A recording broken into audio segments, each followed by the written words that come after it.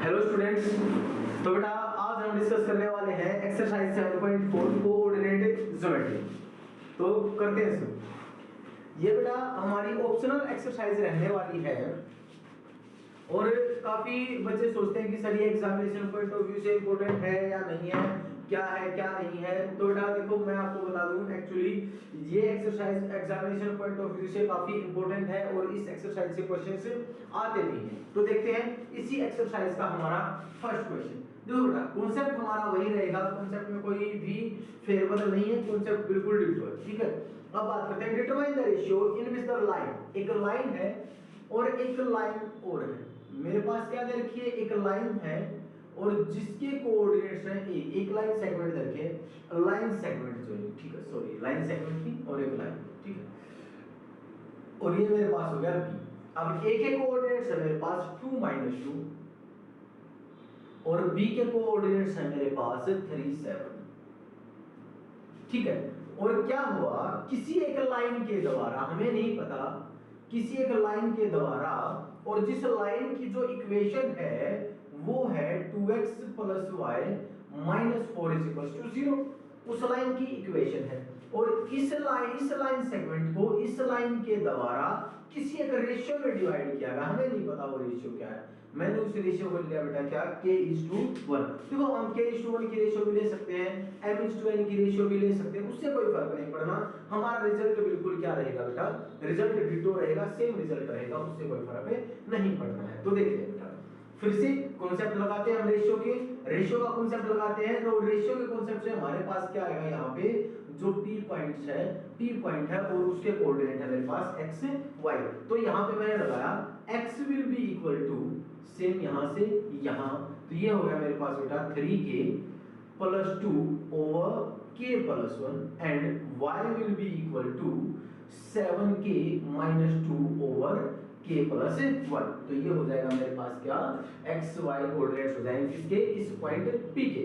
अब मेरे पास point P के कोऑर्डिनेट्स तो आ गए, लेकिन हमें तो क्या फाइंड आउट करना था, हमें तो ये रेशियो फाइंड आउट करना है। अब इस रेशियो को कैसे फाइंड आउट करें, तो यहाँ देखो बेटा, एक चीज मैंने आपको थर्ड चैप्टर में सिखाई थी कि जब भी मेरे पास क्या था, इंटरसेक्टिंग लाइन थी और जहां वो लाइनें काट रही थी उस पॉइंट को मैंने क्या कहा था, सॉल्यूशन कहा था for these pair of linear equations. उन दो लाइनों के लिए इस कॉमन पॉइंट को मैंने क्या कहा था, सॉल्यूशन। क्यों कहा था उसको सॉल्यूशन, क्योंकि ये पॉइंट मेरा इस लाइन पे भी लाई करता है और इस लाइन पे भी लाई करता है, इसलिए मैंने इस पॉइंट को क्या कहा था, सॉल्यूशन कहा था। तो इसीलिए तो जो ये पॉइंट P है मेरा इस लाइन पे भी एग्जिस्ट करता है, इस लाइन पे भी मेरा पॉइंट लाई करता है।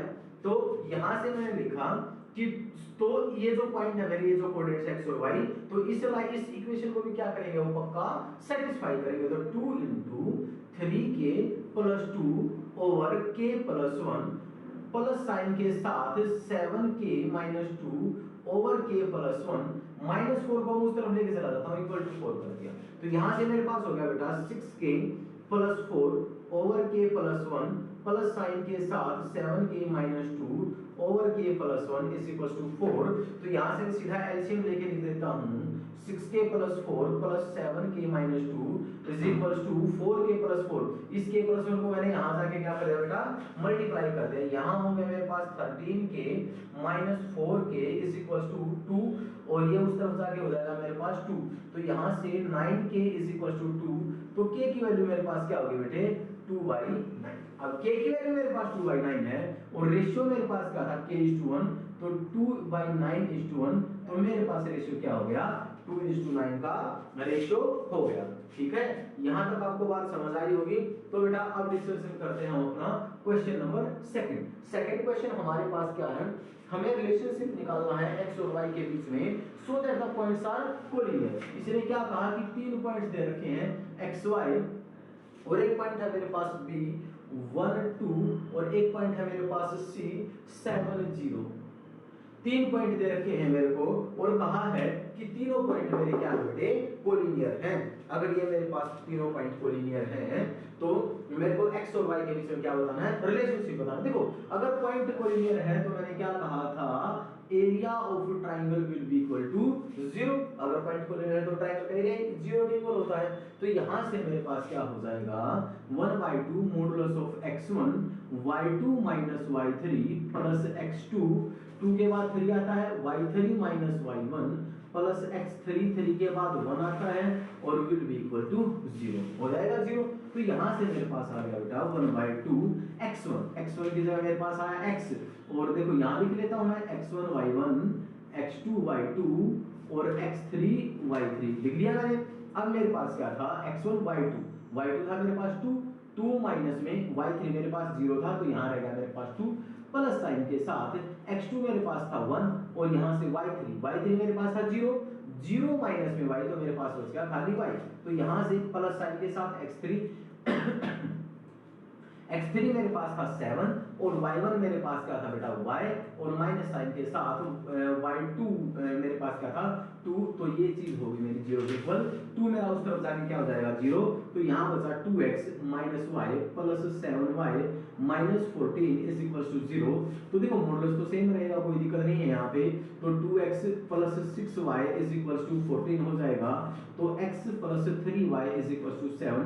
This is the relationship between x and y, और हमें यही फाइंड आउट करना था। अभी मैंने जो आपको 2 क्वेश्चन करवाए हैं वो 2 क्वेश्चन बेटा इतने इंपॉर्टेंट हैं कि सीबीएसई में काफी बार पूछे गए हैं, तो इन सभी क्वेश्चंस पे आपको क्या करना है बेटा, फोकस करना है। तो अभी के लिए शुरू करते हैं हमारा अगला क्वेश्चन नंबर 3 डिस्कस करते हैं कि क्वेश्चन नंबर 3 हमारा क्या है।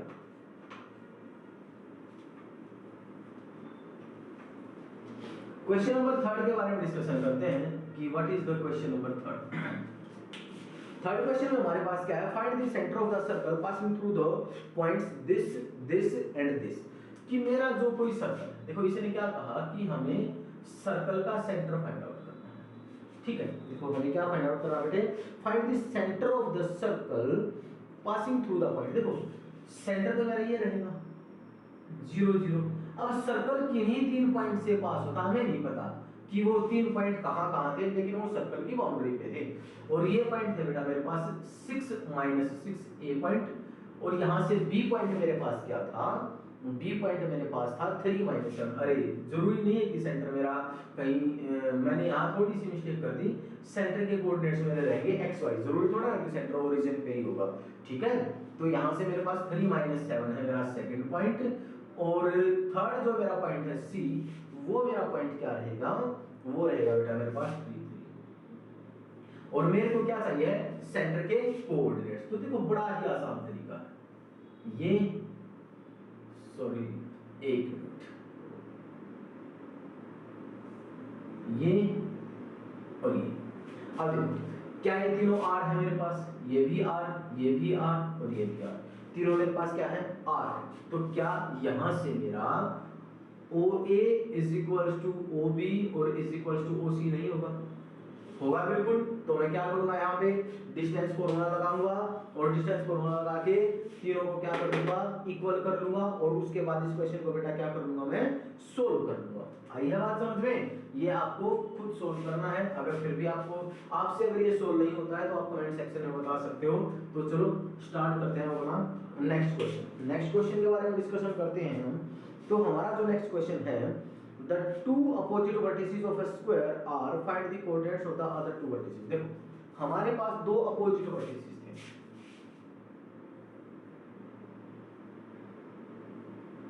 ये मेरे पास था A, ये B, ये C और D। देखो एक तो A vertices, एक A vertex दे रखा था उसने -1 and 2, और एक C दे रखा था, अपोजिट था। देखो A के ये A के साथ लगता है, लेकिन ये क्या अपोजिट है।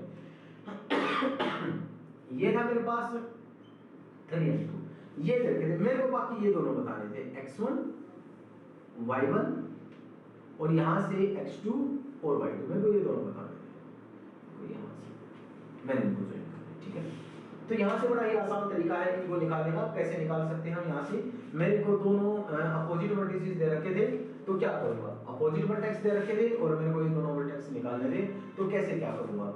तो इसके लिए मेरे पास काफी कुछ मेथड्स भी हैं। देखो सबसे पहले तो मैं क्या करूंगा, कि डायगोनल्स क्या करते हैं हमारे, बाइसेक्ट करते हैं, डायगोनल्स बाइसेक्ट करते हैं स्क्वायर के तो सीधी सी बात इक्वल होगा, ये पॉइंट हमारा क्या हो जाएगा, सेम हो जाएगा। अब ये पॉइंट सेम हो जाएगा तो यहाँ से मैं क्या कर लूंगा, मिड पॉइंट निकालूंगा, यही मिड पॉइंट इसका AC का रहेगा और यही मिड पॉइंट हमारा किसका रहेगा, BD का रहेगा। तो यहाँ से AC के मिड पॉइंट से BD के मिड पॉइंट के साथ मैं रिलेशनशिप निकालूंगा। और दूसरी बात, एक और काम कर सकता हूँ मैं यहाँ से, क्या एक रिलेशनशिप तो मेरा यहाँ से आ जाएगा, किससे, मिड पॉइंट से मेरा रिलेशनशिप आ जाएगा, और दूसरा रिलेशनशिप मेरा किससे आ जाएगा, डायगोनल्स हमारे क्या होते हैं, इक्वल होते हैं। डायगोनल्स भी नहीं, साइड्स इक्वल होती है मेरे पास, ए भी किसके इक्वल हो जाएगा, CD के। एक रिलेशनशिप यहाँ से, एक रिलेशनशिप यहाँ से, मेरे पास दो रिलेशनशिप आ जाएंगे और दोनों रिलेशनशिप से मैं क्या कर लूंगा, अपने क्वेश्चंस को क्या कर लूंगा बेटा, सोल्व कर लूंगा। तो आज की वीडियो में हमारा इतना ही रहने वाला है।